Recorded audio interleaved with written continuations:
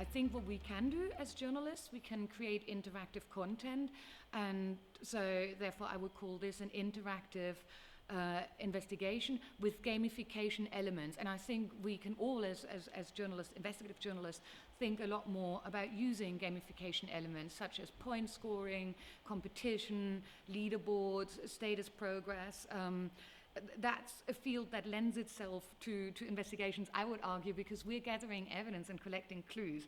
And I think that's also what people responded to most positively.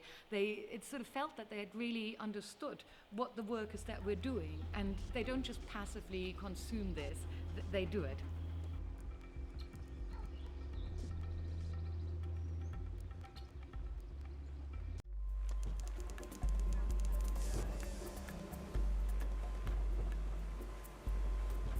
How close can the international trawlers actually come to the coast if they stick to the law?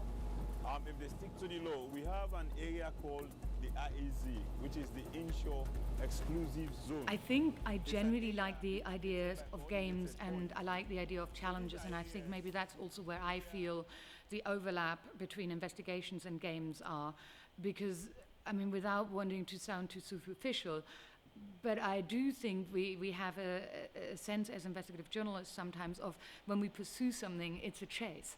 It is about, we are competitive whether we admit it or not, and we're trying to catch out people at something. We're trying to prove our own hypothesis, and if we fail at that, we develop new ones. And I think the way that we work has really strong game and gamification elements. And one thing a game designer said to me, and that really stuck with me, and this is like a proper game designer for the industry, he said anything that has a system can be gamified.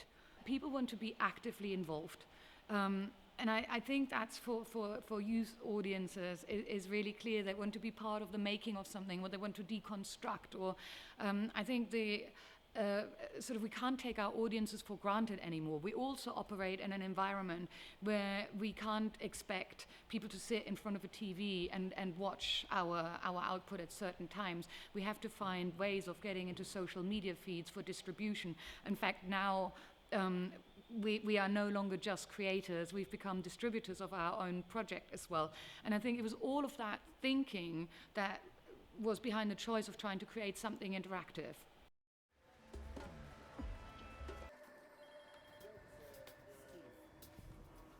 I think the moment you have an interactive project, what you have is rather than somebody passively consuming your work, you're engaging them. And I think the engagement becomes more intense the more they feel the consequence of their actions. So that can be a moral consequence, you do the wrong thing and somebody dies, or in the case of the immigration game Papers, Please, if you let a terrorist out, they blow themselves up. If you keep a refugee inside, they might die.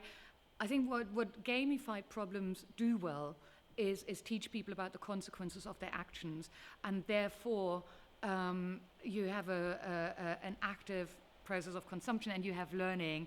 I wouldn't want to set out making didactic projects and making teaching projects. I think I would like to create things that pass on the buzz of an investigation, but if the result is that people learn, and that's fantastic.